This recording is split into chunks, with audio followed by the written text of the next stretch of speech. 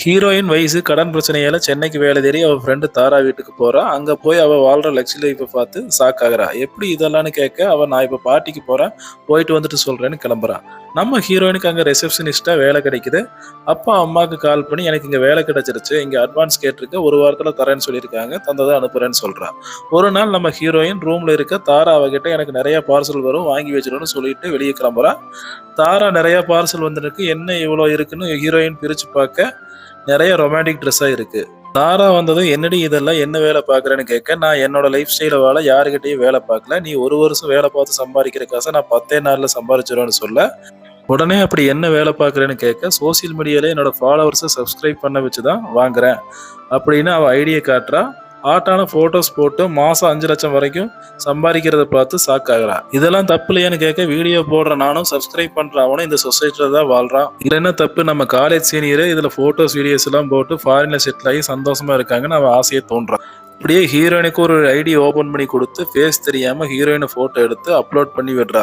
ஹீரோயினும் அவ சீனியர் ஜெயலட்சுமியோட ஐடியை ஓபன் பண்ணி பார்த்துட்டு இருக்கா. அடுத்த நாள் அவ ஆபீஸ்ல அட்வான்ஸ் கேட்கறா. கம்பெனி ரூல் படி தர முடியாது, வேணா என் பர்சனல் அமௌண்ட் தரேன்னு சொல்லி மிஸ்பிஹேவ் பண்றான்.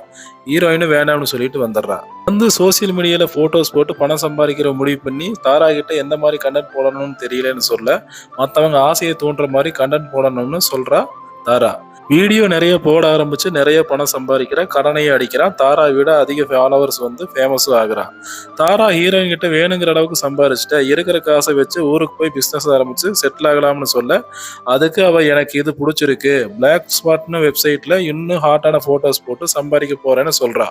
அப்ப அவ ஃபாலோவர் ஒருத்தன் மெசேஜ் பண்ணி, நீ யாருன்னு தெரியும், எங்க இருக்கேன்னு தெரியும், உன் வீட்டு வைஃபை ஹேக் பண்ணி எல்லாத்தையும் எடுத்துட்டேன், சோசியல் மீடியா லைவ்ல நான் சொல்றதை செய்யறேன்னா உன்னை பத்தி உன் குடும்பத்துக்கும் போலீஸ்க்கும் வாட்ஸ்அப் அனுப்பிடுவேன்னு சொல்லி மிரட்டுறான். ஹீரோயினும் பயந்து போய் அவன் சொல்றதை செய்ய போறான். அவன் மாஸ்கையும் சர்டையும் கரெக்ட்னு சொல்லும் போது, கரெக்ட் போகும்போது திடீர்னு மெசேஜ் பண்ணி நான் யாருன்னு தெரிஞ்சுக்கிறேன்னா வெளியவான்னு சொல்ல, ஹீரோயினும் நம்மளை மிரட்டுறவன் யாருன்னு தெரிஞ்சுக்க வெளியே போறான். வெளியே போய் பார்த்தா காலேஜ் சீனியர் ஜெயலட்சுமி, நானும் உங்களை மாதிரி தான் இந்த ட்ராப்ல மாட்டிக்கிட்டேன், என்னோட ஃபேமஸ் கிரைம் போது என்னோட ஹஸ்பண்ட் விட்டுட்டு போயிட்டா, என்னோட லைஃபும் போச்சு, ஆனா நீங்க காலேஜ் படிக்கும் போது நல்லா தானே இருந்தீங்க, உங்களுக்கு 2 சாய்ஸ் தான், ஒண்ணு இதை விட்டுட்டு போறது, இல்ல என்ன மாதிரி இந்த ட்ராப்ல மாட்டிக்கிறதுன்னு சொல்லிட்டு கிளம்புறா.